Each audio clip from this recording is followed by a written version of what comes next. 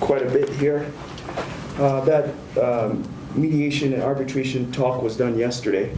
So I'm going to talk about thoracic corpectomy, indications, and techniques.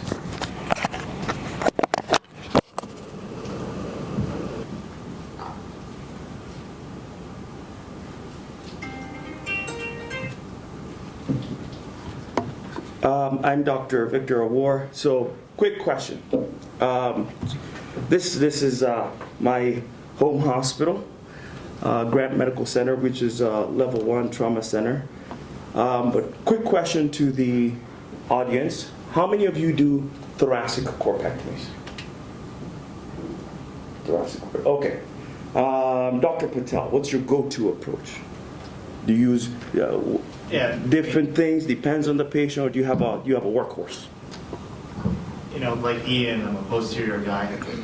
I'll go transthoracic, depending on the pathology. We would thoracic access guy. He's really good at getting us down quickly and safely. But if it's like a mid-thoracic where I can take the nerve and they just have a sensory loss, I'll go posterior, take the nerve out, do it all posterior with the expanding cage. And then obviously screws back it up. Okay. We're using both methods. We benefit from having a big cardiothoracic centre as part of our hospital. So I guess elderly, people that won't tolerate transthoracic as well with the potential complications, I would try and go posteriorly if it's possible.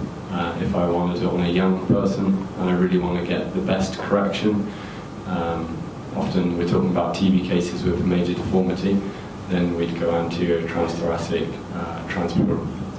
Okay. Dr. Henderson? No?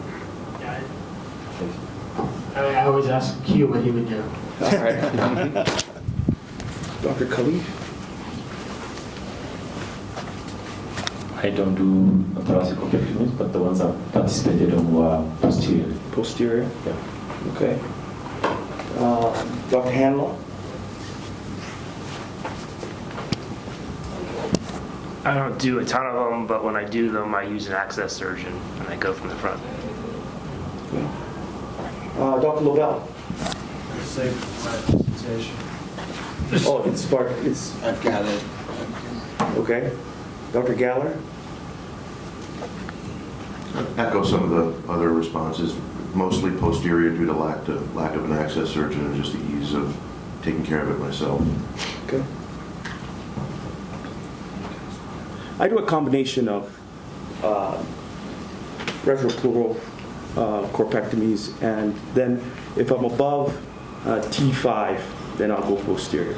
So anything typically below T5, T6, I'm going lateral, and I typically do my own exposure.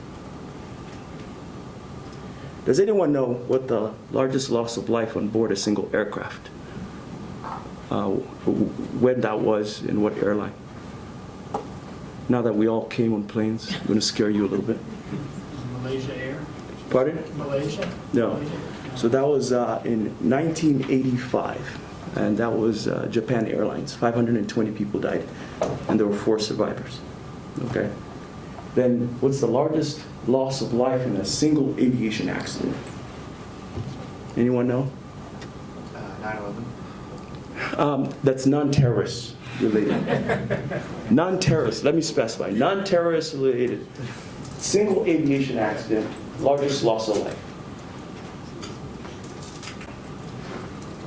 1977 in Tenerife, which is an island, a Spanish island off the coast of Morocco. A Pan Am airline and KLM crashed on the runway. 583 people died on that accident, and that was in 1977. But, I mean, considering these major accidents were a long time ago, right? Considering. We haven't had anything as major since, we're talking about the most major, the largest loss of life, 1977. What is it about the airlines that it's the safest mode of transportation? What is it about the airlines? What do you think? They have the best M&Ms. They have M&Ms. Exactly. Okay. So the thing about airlines is, with every disaster, okay, you sit down and you figure it out. Why did something go wrong? Why did something bad happen? Okay, and I consider surgery the same thing. After every disaster, you need to sit down, you need to analyze, you need to think about it, and try and figure out how do you improve from where you are, and how do we make surgery safer. I don't know what the situation is like at Jaramogi. Is there a typical M&M? I'll ask Dr. Awuor that question.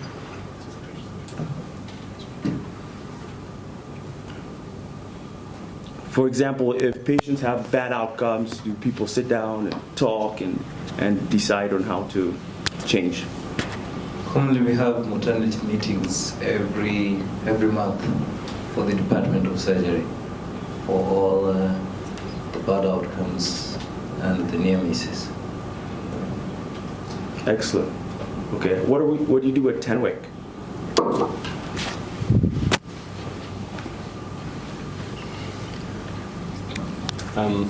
We're blessed to have an international faculty that meet with us each month, and we do it on Zoom. We discuss our cases for the month. All cases get discussed, but things that we'd consider, like a CSF leak, is mentioned but not discussed fully. If they see the numbers going up, we review our data each month comparatively.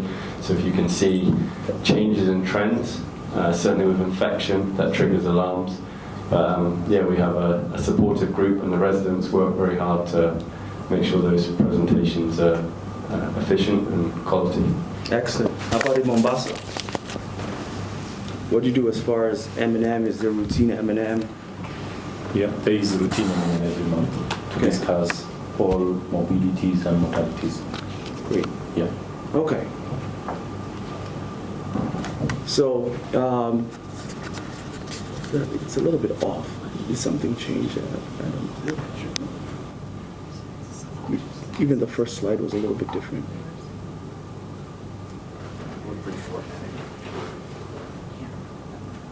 So avoiding the disaster. Okay, so with thoracic corpectomies, good exposure is the most significant factor in performing adequate decompression, and you want to avoid, especially if you're doing a retropleural approach. You know, severe pulmonary or cardiac disease is typically a contraindication for these thoracic type of cases. And then if you're doing an anterior, if you're doing something that's retropleural approach, you also want to remember that posterior spinal instability without the intent to perform adjunctive posterior surgery is also going to be a contraindication. What are some of the indications for these procedures? I'll ask one of the residents, give me one indication for a corpectomy. Anybody?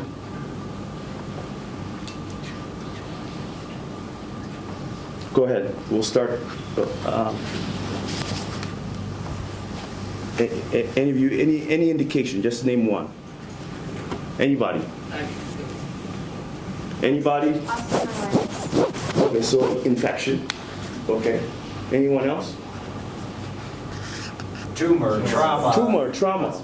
Yes. So those are all indications. So,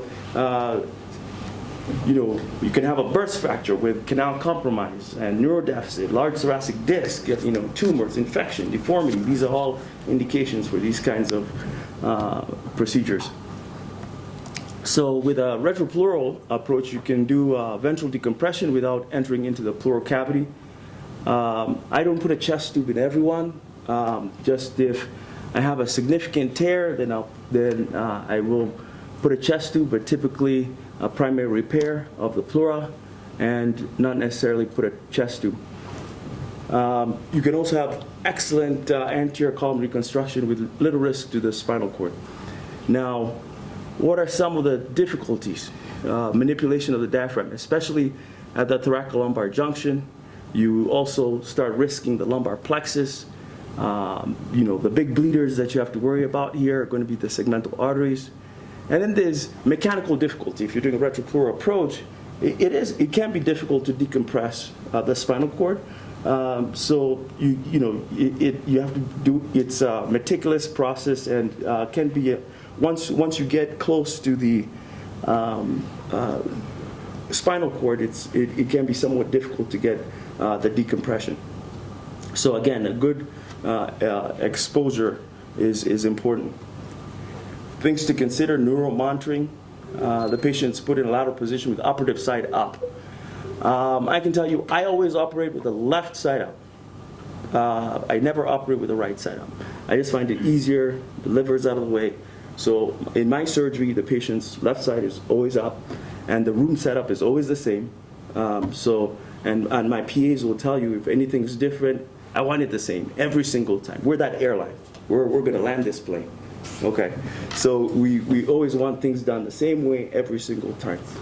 Now, double lumen tube. I love the double lumen tube because we can deflate the lung, and you have plenty of room. The lung isn't coming at you. So typically, I'll tell the anesthesiologist to put a double lumen tube so that I can deflate the left lung. Now, if I'm working at L1 to T12, then usually the double lumen tube doesn't help me much because I'm retracting against the diaphragm, so the double lumen tube isn't as helpful.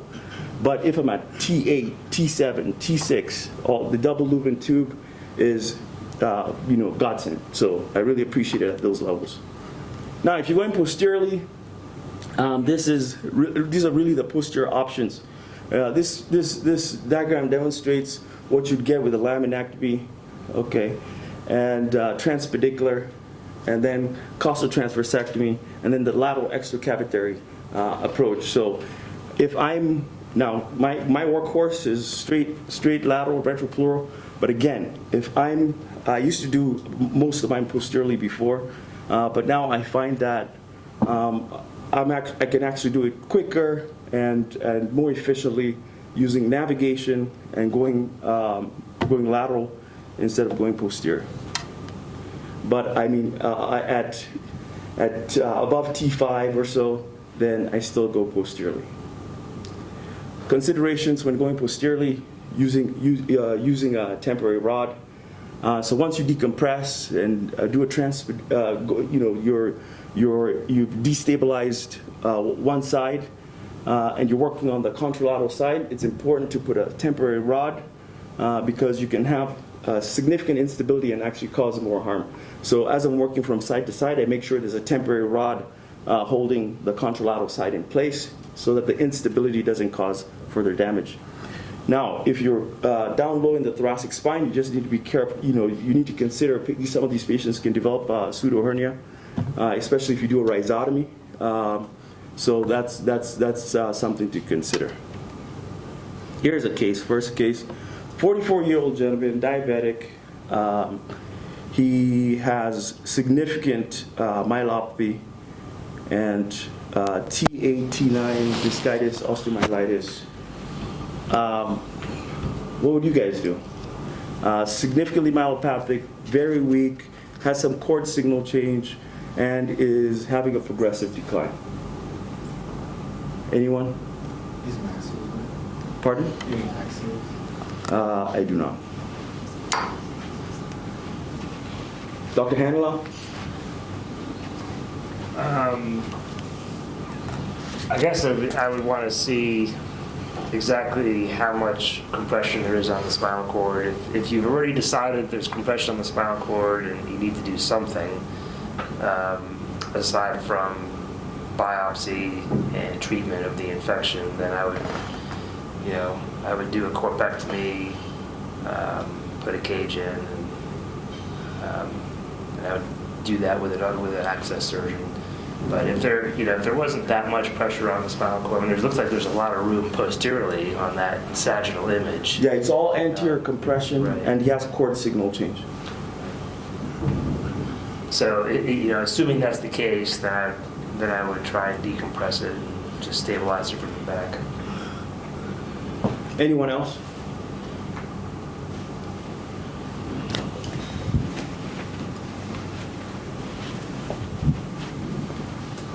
think everyone's keen to see the axles just because of the picture, but it is possible that he has signal change due to instability.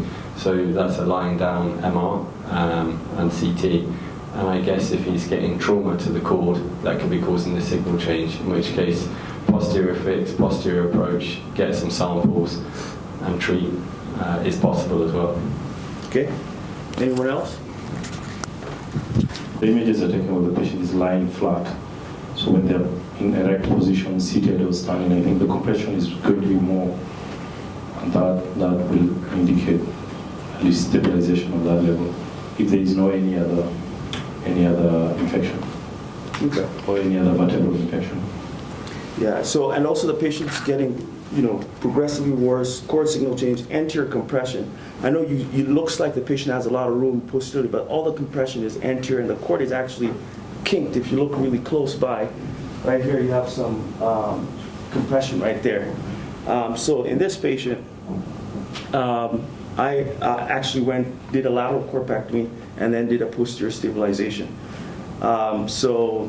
This is a post-operative MRI. You can see that now there's some artifact, but you get a good decompression and stabilization. And being that the patient is young, you're almost missing an entire vertebral body in half. I mean, these patients are going to develop significant deformities. So my approach is be aggressive up front, address the issues so that you limit the long-term issues that these patients can have. So here's a second case. You have a 31-year-old male. He had a T12 burst fracture that was stabilized, and then has haloing of the screws and this compression of the cord. He's significantly weak, ones and twos in the lower extremities. Anybody? So they went 2 up, 1 down. 2 up, 1 down. So I would have done a longer construct initially. Well, you have this now. Call that surgery. Stimulator? Okay. DRG. Anybody? This is how long after the surgery? This is a few months.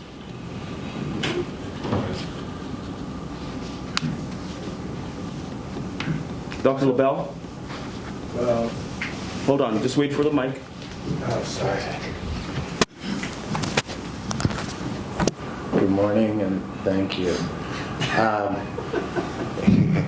One of the biggest issues you see right away from the original stabilization is you're dealing with thoracolumbar junction. So you're going to have to come anterior and posteriorly because you're going to get the screw failure, especially in a 31-year-old.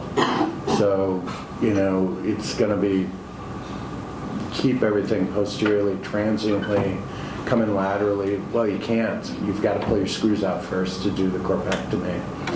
So I would just come in, just do a lateral corpectomy, reconstruct his sagittal balance in some capacity, and then do minimum 2 to 3 up, 2 to 3 down, and put him in a little bit better extension.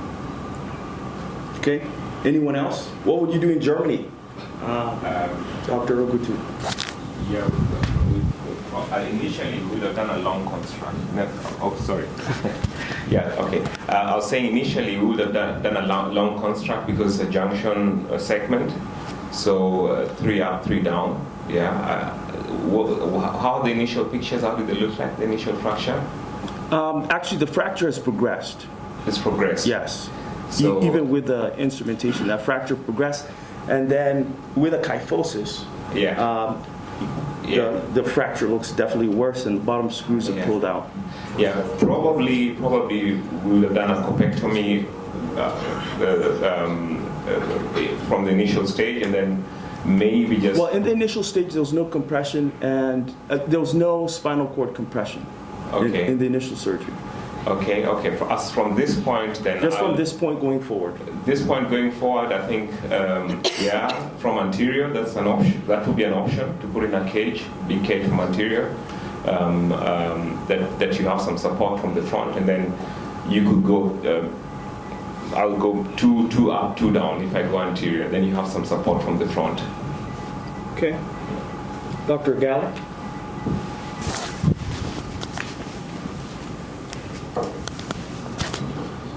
Yeah, so dealing with the fact that you're presented with that as opposed to what I would have done, I think what Dr. Lobel mentioned, you have to, remove the hardware.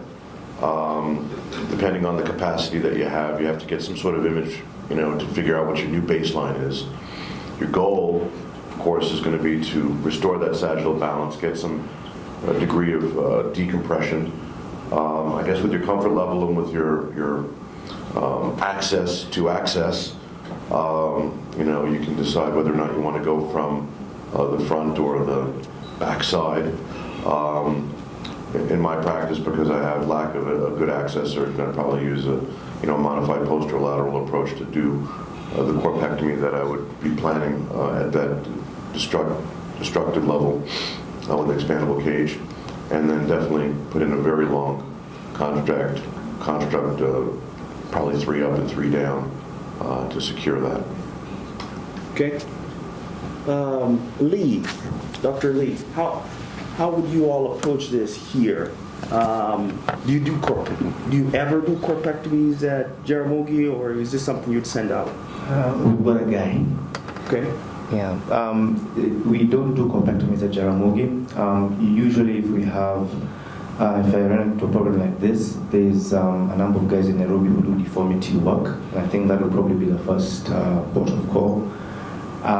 Because it would be a real challenge to kind of restore that, the sagittal balance in our setting. And certainly in terms of getting an access surgeon to approach anteriorly, that would be another kind of challenge in this setting. Always good to have a guy. Yeah. Always good to have a guy. All right. Well, so I took the hardware out. And kind of what Dr. LaBelle mentioned, I've taken the hardware out posteriorly. Actually, when we took out the hardware, we found out there was a lot of, the hardware was really loose. And you can see that on this stealth image, that there was a lot of haloing on the screws. And actually, there was some pus. So what we ended up doing was taking the hardware out, treating the patient with antibiotics for some time, and then bringing him back and doing the stabilization. So I actually had him, this patient, in the hospital for a little bit, just getting antibiotics, and then went lateral. Okay, did a corpectomy laterally, and this is intra-op. Now, my setup is I first make an incision midline. On the spinous, just over the spinous process and thoracic spine. I put a stealth frame that's facing the stealth image. So my patient is laying lateral, anesthesia is over here, I'm standing behind. I have a stealth frame that's facing that anesthesia, and I use the Awuor. So once I put the stealth frame on the thoracic spinous process, I do an O-arm spin. So I actually even do the O-arm spin before I make my thoracic incision. So with the stealth, I plan where I'm going to make my incision. I draw out the vertebrae above, vertebrae below, anterior and posterior. Okay, and then I plan where my incision is going to be. People always ask me, what rib do you take out? I say, the one that's in the way. I don't know. Okay, whichever one's in my way, it's got to go. Okay, so take the rib out that's in my way, and then retropleural approach, and get to this spot. With navigation, it's very easy as far as getting down. It's the retropleural space in unless it's it can be challenging in patients who are really infected. But if now this guy, as far as he did have screw lucency and whatnot, but the infection wasn't that bad to where there was scarring of the pleura or anything like that. So the pleura just peels back. I use this retractor system. I always use the same retractor system. Again, it's part of getting that plane up and down safely. And I always use an invasive retractor. Okay. So once I get that exposed, then again, I use navigated osteotomes. So the osteotomes are navigated. I can just go in there and get that body out real quick with navigation while looking at the screen, and then I'll switch when I'm putting the cage in. That's when I switch to the C-arm. And there you can see the cage has been put in on the right there and we have a plate on the side, and that's the corpectomy with a plate on the side. Now, I don't think this is adequate stabilization yet, considering the kind of deformity that we had. So I supplemented it with a posterior fixation as well, and he did great. Any questions? Yes. So, since this is a great exchange of ideas, let's go back to the initial X-ray of this one. There were three of us at Grant for many years. Myself, Dr. Awuor, our partner, Dr. Narayan, and I would say that between the three of us, we each do at least 20 or 30 burst fractures a year. Maybe more. A year? No. Do 60 burst fractures a year? We do more than that. More than that. Yeah, conservatively, 20 or 30 each per year, each of us. Each. So maybe 60 to 90 burst fractures a year. I don't know. Probably 60 each. Right. They are almost entirely thoracolumbar junction fractures. You have the rare low lumbar or high thoracic. And we almost, for the vast majority of them, do a construct 2 up and 1 down.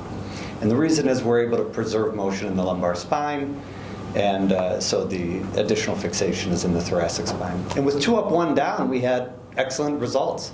This type of postoperative complication was exceedingly rare. In fact, showing this, it's something we hardly, I don't believe we saw much over the last decade, for instance, this type of complication. So I don't know what the initial fracture looked like. Has been our go-to construct. Even sometimes without screws at the fracture site. Sometimes without screws at the fracture site. Yes. But the three of us kind of settled on that type of construct to preserve motion in the lumbar spine for thoracolumbar fractures that are unstable, 3-column injuries, unless there's a significant amount of deformity with the initial fracture. In that case, the construct may be larger, we may even go anterior, but for the vast majority of unstable fractures that required fixation, we would do this. And I'll add to that I use braces on everybody after a fixation. I like to brace them, mostly to make sure the patient knows, that they have to be a little more cautious. I think Dr. Awuor braces some, doesn't brace others, depending. Usually not, but... Yeah. Our other partner braces nobody after those fixations, this type of construct, and the results have all been the same as far as failure rates, which are exceedingly low. And we, with our physical therapist, made a protocol that all spine patients who get a fixation like this have no activity limitations post-operatively. So advance as tolerated from post-op day 1. And with that, we've had excellent results. So, the old idea of 2 up, 2 down for every thoracolumbar fracture, I think, is not necessary. I agree, and now the thing about this is that you're looking at one image and you're not seeing the entire story. Sure. So now if they came in with this kind of fracture initially, you'd be more aggressive up front. So this is a little bit deceiving in that I think most of us in our practice would have gone 2 up, 1 down. With our vast number of cases that we do of these, it's usually adequate if the burst fracture isn't that bad. Now it looks really bad, but of course the fracture has advanced, and you have to consider that the lucency, and it could have been secondary to the screws loosening, and patient not really having stabilization. That's what I think happened. And then the fracture got worse because your screws are not holding on anymore. And there was an infection. I was just going to share one thing that we do fairly low threshold is to wrap a brace around the patients that they can't remove, like a plaster cast, especially for the farming patients who have a lot of pressure to, they're mobile a few days after surgery, they have a lot of pressure to go back and work again with a djembe. And if we find, so we have to almost enforce that casting, or because if we send them with a commercial cast, they'll come back to clinic and it'll look so clean that you wonder if it's been worn. So we do the plaster cast, and then they come back for suture removal, cut it open, clamshell it. That's been very helpful in the low resource setting. Dr. Tim. Thanks.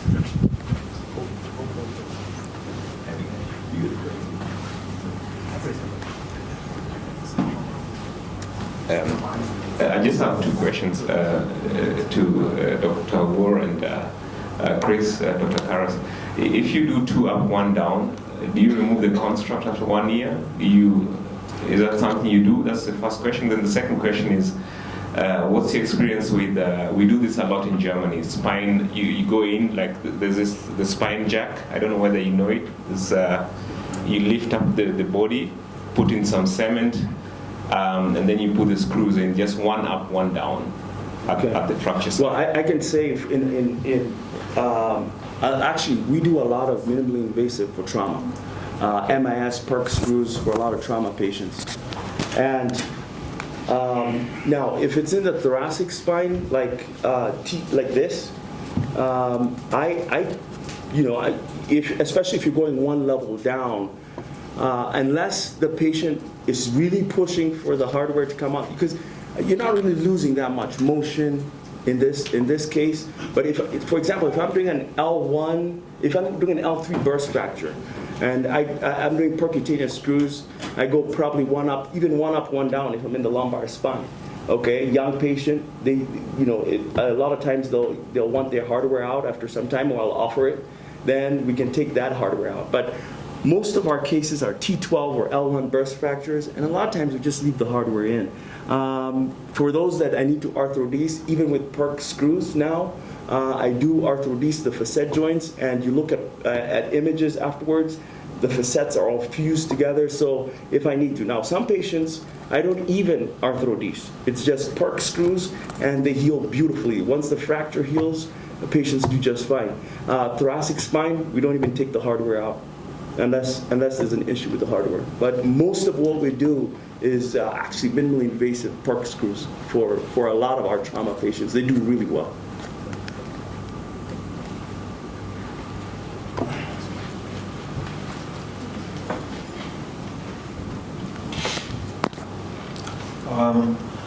What's your experience? What do you do with when you're doing your lateral for T12 L1? What do you do about the diaphragm? Do you divide it, or do you try and mobilize it anteriorly? And then the second question is for tumors in the thoracic spine. How do you approach them when you intend to do total en bloc spondylectomy? Do you go posterior or anterior, or how do you go about it? So I can tell you my experience with having to do an unblock is very rare. Most of the patients that I see, it's metastatic disease. So this is still my workhorse, going lateral. And then if it's something that, sometimes a combination, lateral and posterior.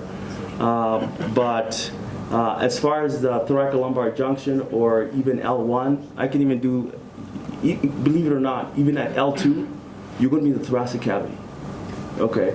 I can do a retropleural approach up to even L2.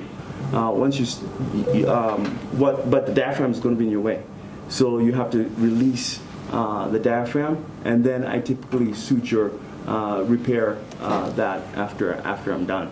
Again, the other things to be careful at the thoracolumbar junction is going to be the lumbar plexus, because that's now starts creeping in. The psoas starts to creep in below that, so you have to be careful with those things. But typically at T11, T12, L1, you're starting to worry about having to release the diaphragm.